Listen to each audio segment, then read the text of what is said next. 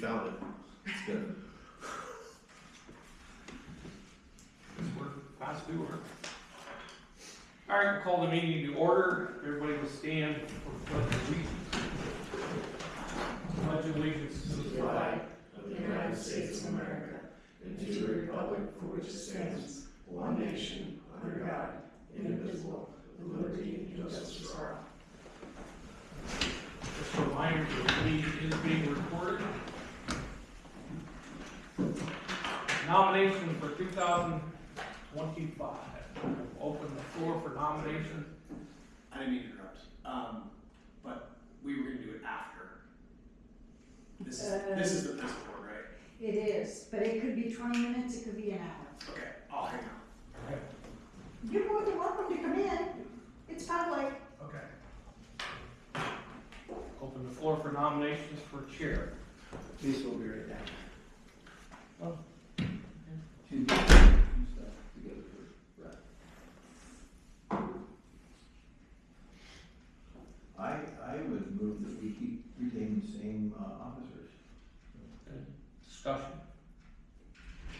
Do you need a second? The only one we didn't do last year was the secretary. We just did chair and vice chair. Oh. Ken chair, Scott vice chair, and we never did a secretary. Do we need to implement the secretary? Usually most boards have a secretary. Okay. So Dan, nominate Dan for the secretary? Hey. You do such a good job, Dan, I have all the faith. This sounds like a railroad job. I'm like the officer. Do I have a motion for Dan? I have a second. I'll second. A motion is second. Do I have a? I think you. Yeah, I Motion? motion, sorry. I will second that. Do I have a motion to close nominations? So moved. Second. A motion is second. Mr. Secretary, I guess you can cast a ballot. I don't know how we do. Yeah, I think it's just. I'm fine with that. You should have nominated her. Yeah. You have access to that now, okay? Okay. Sorry. Public comment and special presentations.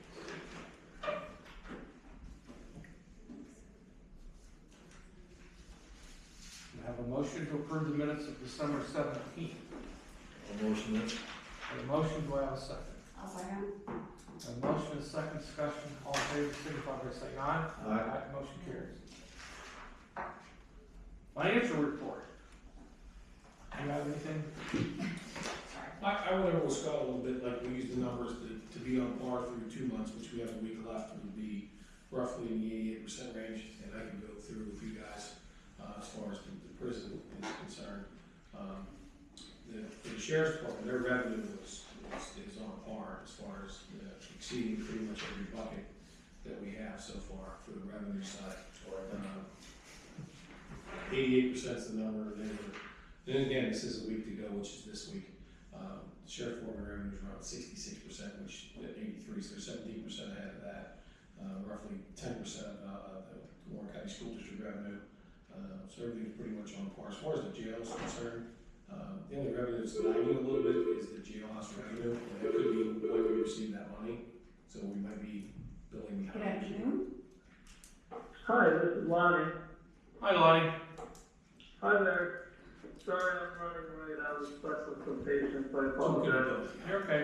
Okay, so as far as the revenue. Yeah, just give us as a far as couple expenses- minutes and we're ready for As you. far as expenses are concerned, we can go Okay. through these line Alright. by line if we want, but as far as the jail itself, your staff and your wages are on par. Your overtime is a little bit high, right at about 75% versus that 83% number, so that's a much of a number. Your food provider service is 76, so that's about 12% off, and some of that's probably not relatable to you guys, would you agree? Crazy with this.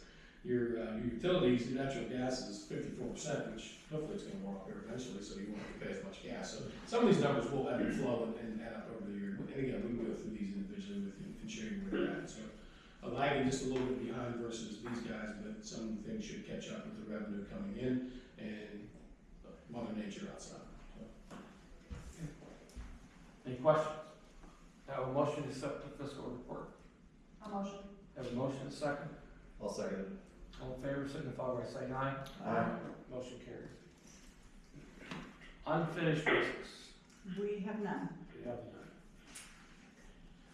New business.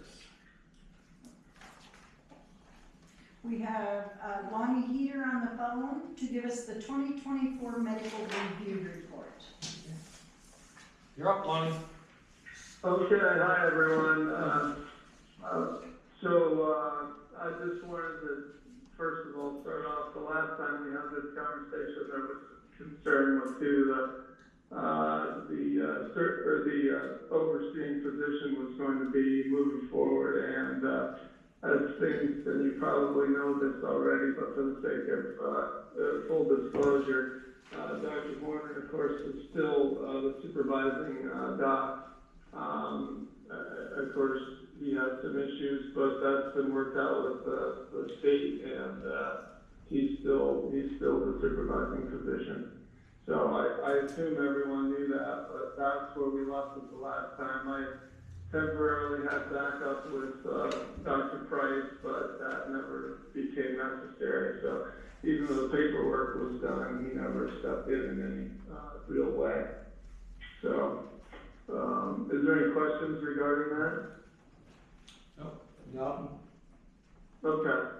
So I'll just go down through the numbers, which you probably have in front of you there. And my numbers might be just slightly different than yours because this was a printout that happened in mid-December, and there were, of course, a few visits after that. But intakes, we were at 375 for the year.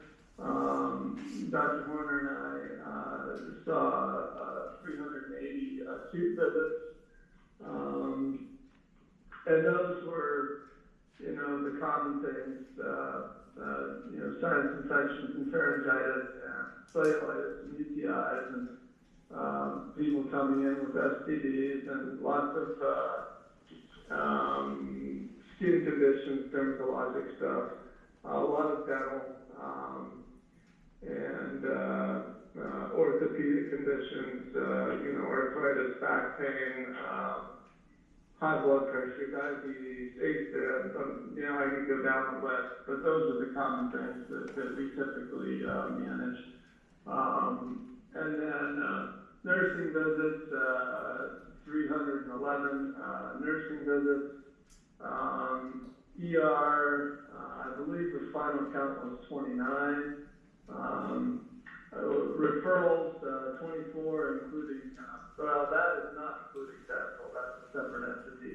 But ortho, ENT, podiatrist, those types of referrals. Outside doctor visits were 45 for the year. Again, some of those same things, ortho, ENT, podiatry. Surgery, it looks like we had 6 people that were incarcerated that had to be sent out for acute surgery. Dental was 30 appointments. I think that's up from the number you probably see there. We fortunately only had 3 cases of documented COVID this year, which was down from the previous year, so that's a good thing. Methadone, I think before the first of the year we had 2 inmates that were receiving treatment. Of course, that's a new thing that we're getting involved in through, apparently there's some regulations from the state and neighbor federal that we have to continue methadone treatment inpatient, which is certainly a concern of mine, but it's beyond my control. So, but right now, currently we have 2 inmates that are receiving treatment. I think overall we've had 4 now that have received some sort of methadone or Suboxone while they've been housed in the facility. But that's a 7-day-a-week thing, so we have a nurse that'll come in and administer, like on weekends and holidays, etc. So, questions about that? No, I know it was pretty rough at first when was it the first inmate that was on methadone? methadone, yeah. And that has since ironed out, and your nurse has been coming in on weekends and holidays. And I believe that's being paid out of the MAT program, which has worked out for everybody. On that, I don't. Yeah, that's a whole lot better than, transporting someone, that's for sure. Yes. We even have an inmate that was there, 2.5 weeks, and he was receiving twice a day treatment. So, that if this continues to grow, it's definitely going to be difficult, I guess, would be a word. Financially and lots of things. And my understanding is there's legislation that if people come in and they're on opioids, that we're going to be required to offer them withdrawal protocol, i.e. Suboxone, those kind of things, which would be probably a really high number. But I'm not sure, what we can do differently about that, and I guess we'll take it as it comes. But I'm definitely, I'm concerned about it for sure. I would agree with you. I think the more federal is putting more and more requirements on the counties with no, I guess, probably a unfunded mandate to a degree. Mm-hmm. Right. Yeah, absolutely.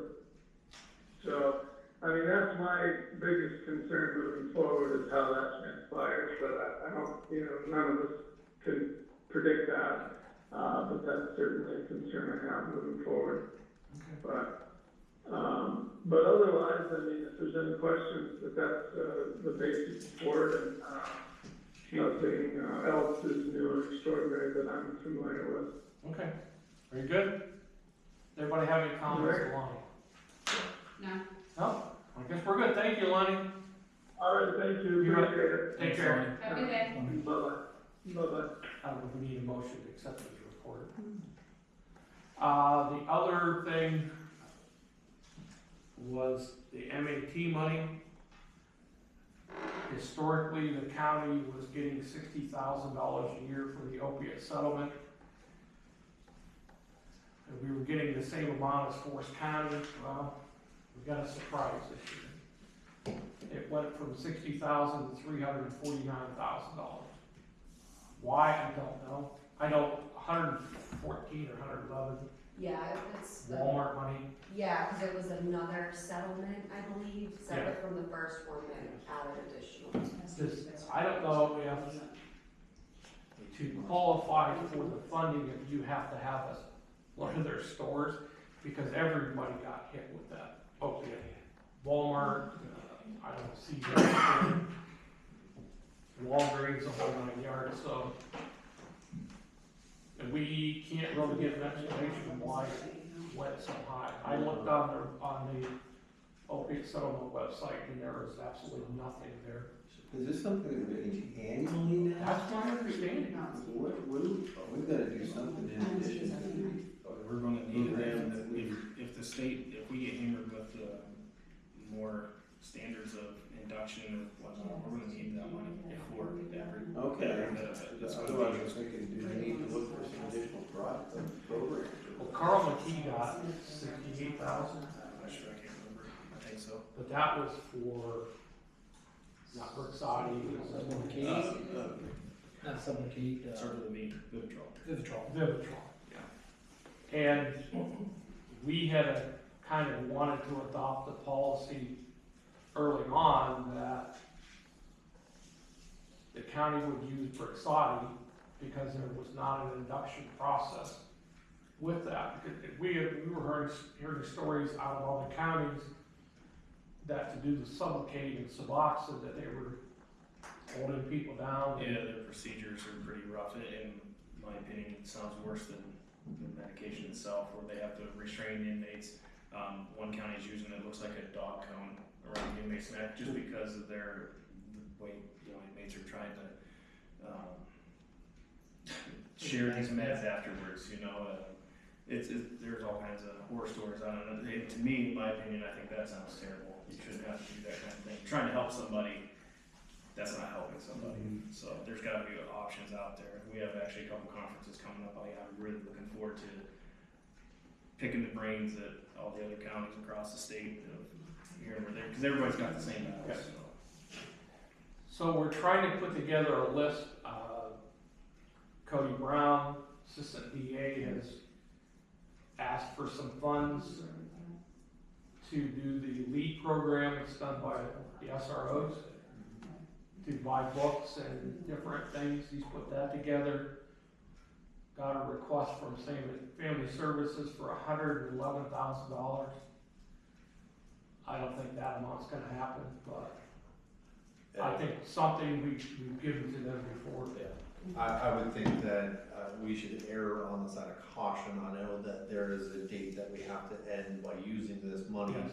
but we also don't know what 2026 is going to look like. And I think being more on the modest and safer side, it will, if we get to the point that, okay, it's not as bad as what it could be, pushing that funding out and doing that, but I think just to cover the county, we just be I think careful we've got with that. $100,000 and some that has to be spent fairly quickly. Do you know? Yes, I believe so, that is what's left. And that's before we get to the 349. Yeah. Right, yeah, at least from what I've been able to tell, looking at it, there is some money that needs to be spent. And we will spend Yeah. it somehow. We'll get it. And that is separate funding. I think, right, that's in a separate account. The Yeah, that's what open we're talking about. If you look at our reports, it doesn't show that it's there. We have a big opioid abatement revenue bucket. Right, It doesn't right. look like it's there. And has its own checking account too. But Correct, if you look at Fund 27, Yes. on our report that we did, It's up. it's not there, so we're gonna check and see. Yeah, I'm gonna check where, we received it on December 20th, I just looked, I couldn't remember the email to find it, but I don't know the line item it was put in, so I'll have to look it up on Encode. But some of my thoughts for use of that money was I would like to see some training for the correctional staff. I would also like to see some training for fire, police, and EMS on signs and symptoms, overdoses, and whatnot. But that still leaves a lot of money in there. So if you have ideas, somebody that has ideas, make sure they get it to us. So, and that's something you and I will work on. Probably start discussing it tomorrow and see where we want to go. And I agree with the training, that was one of my thoughts. Yeah. So, as far as the financial, we did make 4 cuts at the jail. I think 3 of them were through other ways, but we did lay off 1 or move him to part-time, and he's no longer with us. So, I think that is pretty much settled out. I know. So, we will see in 2026, we will see this year because we split the tax bill for the public, which hopefully will make it easier for them. And we'll have revenue coming in quicker. So maybe we'll have a better picture early on of what's going on. We're trying to be proactive instead of reactive. So that's all I got. Anybody else have any other new business? I wanted to make a note off of the medical report. I know we had concern, and I was off for a while there. I had concern about the overtime at the jail being so high last year, but if you take a look at some of these numbers off the medical report, that we can attest for quite a few officers' hours. I was saying that every time this is there, it's 2 officers per. Depending on which inmate it is, but yeah, I know last year in February alone, we had 3 inmates at the hospital at the same time, and 2 of them were IA status, which means high risk, so that means 2 officers per each inmate, so we had 5 officers at the hospital. So your 74% numbers directly tied to the 374%. I would like to compare these to the year before. medical report to see, cause I remember, he didn't put how many were admitted to Warren General or to Hammond or Erie, but I know that number was way higher in 2024 than I think I've ever seen. But I mean, even the dental visits, like right now, that's costing us an hour overtime because they can't schedule dentist visits until, was it 2:30 in the afternoon? Yeah. 2:30 after. You could for work. Yeah, well, then that's just when the dentist says that they can get them in, they want them in at the end of the day, so they don't have anybody else in the waiting room. They clear the office, yeah. Yeah, so, surgeries, 6 of them, that's quite a bit, you know, and those aren't all one-day surgeries in and out, because obviously they're gonna get more sterile care there than in the jail. Well, this is less than a 2-month look too, so, I mean, you know, the perfect world, like you said about the heating bill. Right, well, I mean, just look at it, yeah, But you just really look at can't, you can't control it, I mean, you gotta take it, right? No, the thing that I have never been able to understand was that in that overtime line item is also holidays. That's all included in one, and I never thought that it gave a fair inaccurate picture. Yeah, I think that, you know, being contractual shouldn't really fall under that as a, this is, you know, but, you know, the people being admitted into Warren General, if they are IA, that is 24 hours, that is till they're released. And So it everything could comes be with 4, that. 5, 6 days, I mean, it's and we even, 24-hour coverage, 2 guys So and 1 guy, so. that number it's- directly relates to what your cost is. and we've tried other options of if they're in Erie, we've reached out to Erie County Prison and asked them, do you have any staff that would be willing to help us out? Cause if they have enough, they do it. They were down 20 some officers total, so they didn't have the extra staff. McKean County hadn't made it Warren General, they called us and asked if we could sit on them, which we didn't have. I mean, our guys were running like crazy as it was. I wish we could have helped them, but we couldn't, you know. And this is just medical stuff. I mean, that doesn't include our mandatory training we have from the state that, you know, that we require. So that's just, and that's controlled overtime, but that's all basically overtime there for all the trainings we have. Is it looking any better for eligible candidates for the prisons or sheriff deputies? For Just- new staff. Yeah, is it just a big shortage everywhere of people going through the training? What's going on? No, right now we're going through a little bit of a turnover rate. We just had another guy that put in his notice to leave, so. It's a highly stressful environment, you know, I and then can imagine that, yeah. and they're running hard with a lot of these mandates of, you know, the groups and visits and everything, and they run and run and run, and by the time they're done working at the end of the day, they are just exhausted, tired. You were talking about Erie County's problem with the shortage, with McKean needing you guys' help, and then I see all these officers sworn in Erie. Like, what's going on here? Is there a shift in the, Erie's types been of- in that kind of trouble for a long time, and you know, you can always tell what's coming down the pipe. So if something happens in Erie, you know, within 3 years, we're gonna be seeing the same type of an idea. McKean County, they have the staff, they just didn't want to have to pay to travel back and forth to Warren, and they said if we were here, you know, if we could help them. They're trying to think outside the box, you know. We've done that before too, if we've had needs to go to Pittsburgh for treatment, you know, Allegheny County, hey, can you guys help us out, type of thing, but, Did they? no, it turned out we ended up not going to Pittsburgh, so we got. That's what I was asking, if reciprocation is something that's. Yeah, oh yeah, typically in county jails, it's like probably the sheriff's office, they each other, try to help each other out, because everybody's in the same That's boat, good. so, Yeah. it works really well. Ready for my report now? Do your report. Everybody received a copy of it. Deputy Warden could probably hit on it more than I can. He was acting in my absence.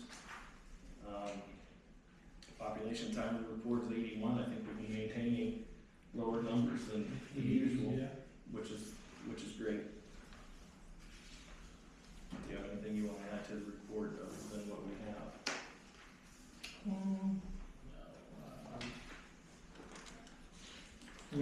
Yeah, community service, this time of year, if you guys remember last year at this time, we had have 0 right now, but we had hardly any due to the weather. I mean, they can't go out and work in the cemeteries and a lot of the communities, you know. You will start to see that increasing coming up very soon. If you're looking for service projects, there's always the bike trail and trash pickup. You need to I think- find things to do. I think we do send some out for different trash pickups. I know the river cleanup's huge. We sent several inmates out on that are eligible at the time. We can't ever promise a number until, you know, we have time. Can we use them to do mopping of our stairwells? If I put a request in. Yeah, we've done it before. I know it was brought to my attention last year that the bike hike trail, from Big Joe's down to, you know, the city line there at the park, had copious amounts of trash and different stuff like that. It was kind of brought to my attention and a couple of the police agencies as well, so that might be an avenue that maybe we can look towards it and try to get some community service hours and have them. We Bill just on need it. somebody to supervise them. Yeah. You know, we don't have the extra staff to Yeah. send and do that. Okay. I know if that's something like the probation department does, or Yeah. if the maintenance, if Wally wants to take them and do it, Yeah. we're good with that too. We had a policy in place before, of inmates doing work or maintenance around. They should need like an orientation, show them how to use their hand tools and stuff and how to do things and their expectations. They sign off and the maintenance supervisor worked with them, and I thought it was a great program. That was just a thought of mine, you know. Maybe if it's- we work with the probation department, and this might be an ideal, the trail might be an ideal service project for juvenile probation. that Because too. you're not having to use any kind of power tools or anything for Yeah, traffic. and that was really the only thing. I know that we had a couple trees down that Wally went up and took care of and whatnot, but not, you know, talking about that kind of stuff, but just general litter, you know, about that. Trying to keep that area clean, safe, you know, You stuff. know, we had a conversation with Mike up on the 3rd floor. You know, might be something that we can Yeah, utilize. I know there's projects that those kind of, Yeah. you know, agencies are trying to look for, so. we wouldn't be able to do both. Like if he has juvenile probation up there, our inmates wouldn't know help with that. Well, No, I understand, We're but not at the same time. you know, if you're having a difficult time trying to find staff to babysit, Yeah. then maybe the other alternative is Yeah, on probation. Yeah. I know, but there's quite a few on probation too that need community service hours. We try to get them, while they're in jail, we try to get them as many community service hours as possible, because then when they get out, that's one more thing that they're able to, Yeah. they can go to work at a job, you know, and not have to wait. Less hurdle. Yeah.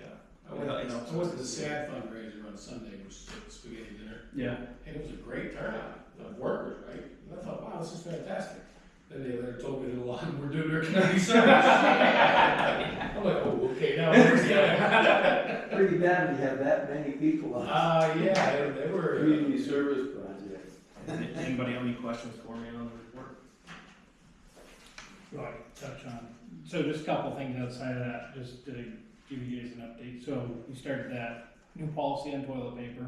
Have seen a huge reduction in the amount that's being used. So we were going through like 8 cases of toilet paper in a week. We're down to like a case and a half, 2 cases. So a huge savings there. The GED program's up and running. We have 3 males or 7 males and 3 females in there. Does that run through higher ed? What's that? Does that run through higher ed? Yeah. Yeah. They do high ed and it's the IU5.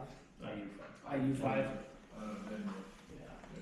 They struggled with, we had the woman that set it up and then she was no longer with them. Right. So it took a little bit to get going again. And we just recently took the close time for the jail back a half an hour to help assist with the med pass and the appointment. So it used to be it was closed from 11 to 1, now it's 10:30 to 1.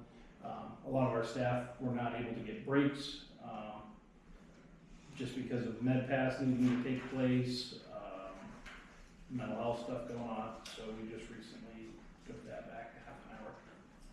He sent an email out to all the attorneys in the area too, so that way they're aware of it. They have to schedule before coming in, and they'd have to leave at 10:30 because It's just Rama court days and whatnot, and that's where most of your attorneys, they don't visit them until the day before court, Yeah, or preliminary hearings downstairs. yeah, well, we aren't gonna get in trouble for their lack of planning, you know, I'm not gonna get an email from the judge of, why wasn't this inmate in court on time? Well, it's cause his attorney wasn't ready and, they asked the half hour before court to meet with this inmate. Well, it's not our problem, that inmate's gonna be where he needs to be, so, Well, you just got ahead of that. yeah. Anything else, Rick? Colby, is there anything you have? I don't think so, just still in the process, and we can talk tomorrow Yep. about Okay. getting hopefully closer to having a contract with someone for MET services. If you want to explain the inmate, the situation you had with the inmate, he came in off sentencing the state, and what was he on, Suboxone? Yes, so we had an inmate come in, it was right before I started.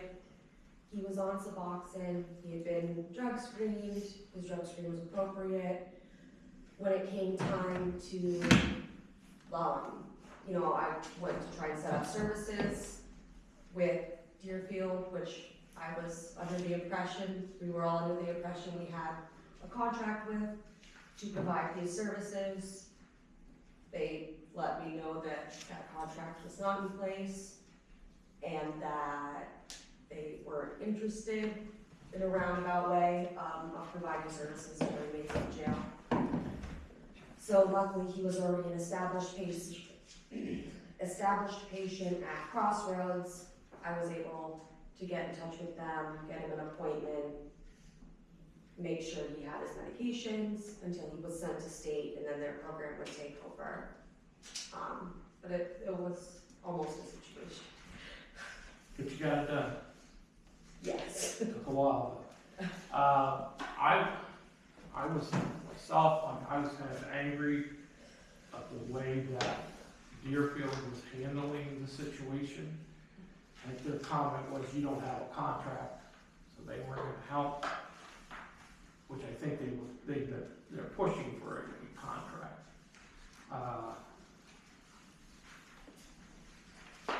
I heard there's some change. Have you heard anything about that coming to Deerfield? To Deerfield? No, I have not heard anything. And one of the issues, and it's still in limbo, was back, when was that, Rusty? We had the inmate death? August, and there's some questions. I don't think they have filed a lawsuit. I don't know whether they will. Not yet.